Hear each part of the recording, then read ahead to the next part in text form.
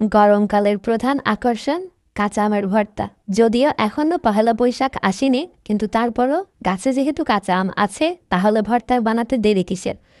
একদম কচি কচি আম নিয়েছি, এরপর এটাকে আমের চামড়াটাকে পিল করে ফেলছি। কিন্তু আপনারা চাইলে আমের চামড়াটা সহ রাখতে পারেন, কারণ আমের চামড়াগুলো একদম কচি, একদম পাতলা।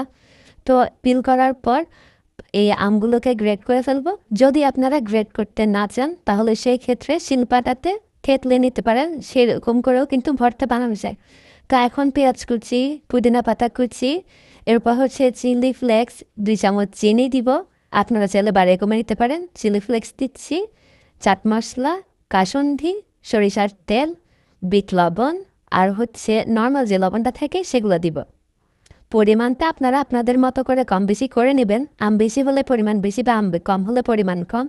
এরপর এগুলোকে ভালো করে মিক্স করবেন। মিক্স করার সময় হাতের প্রেশারটা কিন্তু একটু বেশি দিয়ে মাখবেন, কারণ যত বেশি হাতের প্রেশার থাকবে মাখাটা তত বেশি মজা হবে। তো এভাবেই আমাদের আমের ভর্তা রেডি।